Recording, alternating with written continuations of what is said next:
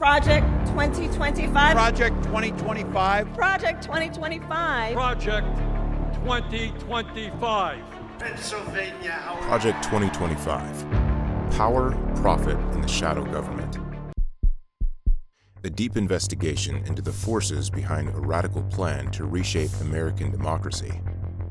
In the corridors of Washington, power does not change hands by accident. Presidential transitions are typically choreographed, orderly affairs, governed by decades of precedent. But a document quietly making the rounds in conservative policy circles since 2023 suggests something different. Project 2025, Presidential Transition Project, is not just a transition plan. It is a detailed roadmap for an ideological takeover of the U.S. government. Drafted by a coalition of right-wing think tanks and operatives, this sprawling 920-page document lays out a vision for remaking the federal government in a way that consolidates executive power, purges nonpartisan civil servants, and shifts billions in economic benefits toward corporate and political allies. And unlike past Republican transition efforts, which have typically been led by traditional conservatives focused on limited government, Project 2025 is driven by a far more radical vision, one that overlaps with authoritarian movements and reactionary ideologies, including the neo-reactionary NRX movement. To understand what Project 2025 is and why it matters, it's necessary to examine its authors, its connections to Trump's orbit, its ideological roots, and most importantly, who stands to profit from its success. Who is behind Project 2025? The public face of Project 2025 is the Heritage Foundation, one of Washington's most powerful conservative think tanks.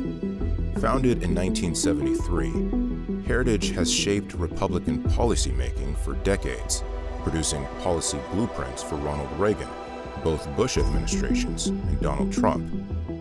But whereas past Heritage efforts have focused on traditional conservative goals, deregulation, tax cuts, and military expansion, Project 2025 is something different.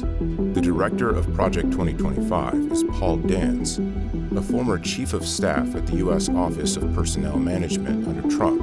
His deputy, Spencer Kratian, worked in Trump's White House as a special assistant to the president. Together, they oversee a network of over 50 conservative organizations involved in the project, including the Claremont Institute, a hard-right think tank that has aggressively promoted Trumpism as a governing philosophy and justified legal theories supporting authoritarian rule.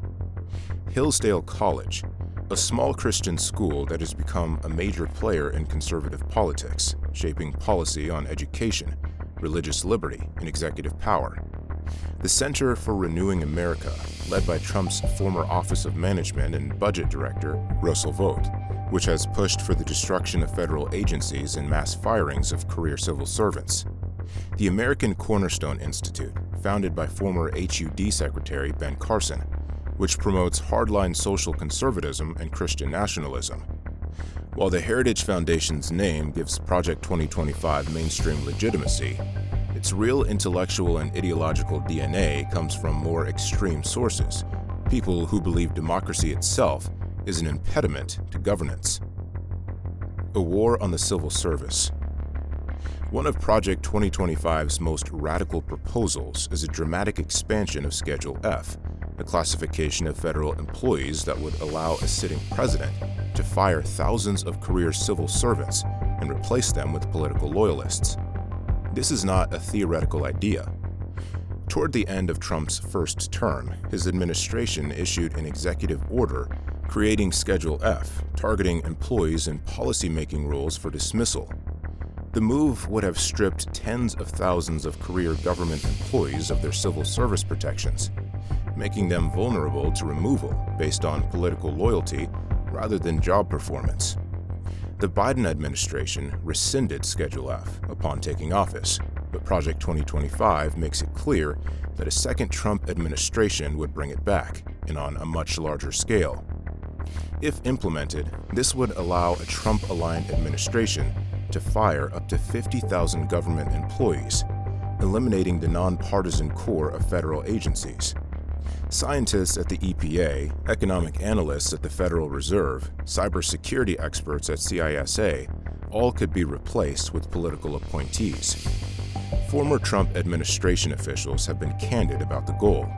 John McEntee, who led Trump's presidential personnel office, openly stated that in a second Trump term, the priority would be to completely obliterate the deep state.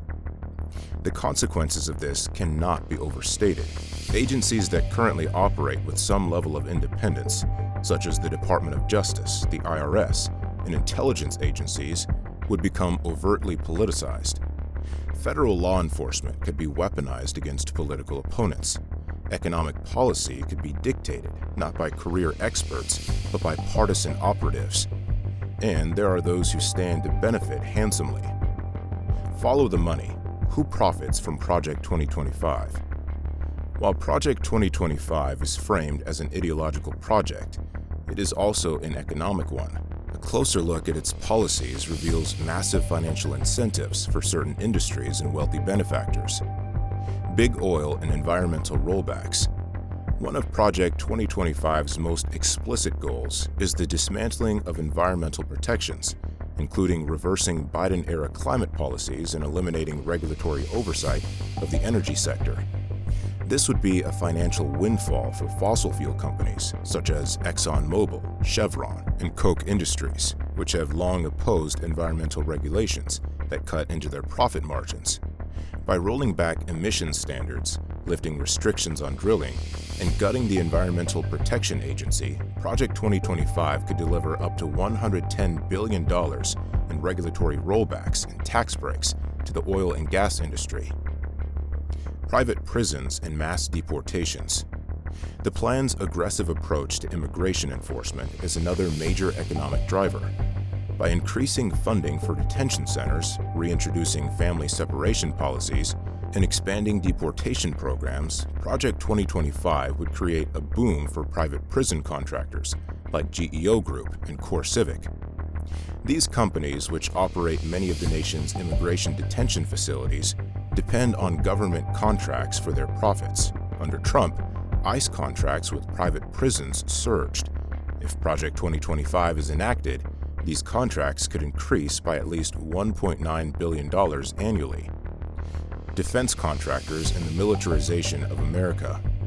The plan also calls for expanded domestic surveillance, increased law enforcement funding, and military-led border security operations, a boon for the defense industry. Companies like Lockheed Martin, Raytheon, and Palantir stand to gain billions in new government contracts. The surveillance state would expand, and tech firms specializing in AI-driven security solutions, including those backed by Peter Thiel, would see massive growth. The projected windfall? $25 billion in new defense and surveillance spending. Christian nationalists and the religious right. Beyond economic beneficiaries, Project 2025 caters heavily to conservative Christian organizations and donors. It calls for federal funding for religious schools, the elimination of diversity programs, and the reintroduction of faith-based initiatives across the government. Billionaire donors such as Timothy Mellon, the DeVos family, and the Wilkes brothers have invested heavily in policies that align with Project 2025. By shifting federal dollars toward private religious institutions and stripping funding from public services, their influence over national education and policy would grow significantly. The New York's connection, the ideological underpinnings of autocracy. Beneath the economic incentives lies an even more extreme intellectual foundation. Project 2025 reflects the growing influence of the neo-reactionary NRX movement, a radical ideology that seeks to replace democracy with authoritarian rule. Curtis Yarvin, one of NRX's most influential thinkers, has argued for replacing democratic governance with a CEO-style executive who wields absolute power. His ideas, once fringe, have gained traction among influential conservatives, including venture capitalists like Peter Thiel. While Yarvin's name does not appear in Project 2025, his ideas do. The proposal to expand presidential power, eliminate independent agencies, and centralize control in the executive branch closely mirrors his vision of an American monarchy. Figures like Michael Anton, a former Trump national security official and Claremont Institute fellow, have promoted similar ideas, advocating for a more authoritarian approach to governance. The future, a blueprint for permanent rule. If implemented, Project 2025 would not simply reshape the government, it would fundamentally alter the nature of American democracy. By eroding checks and balances, consolidating power within the executive branch, and rewarding loyalist corporations, it lays the groundwork for a form of government where elections become a formality rather than a meaningful transfer of power. For now, Project 2025 is a document, but the people behind it are preparing for action. With billions in funding and an ideological framework that prioritizes power over process, the machinery is already in motion. The question is, who's paying attention?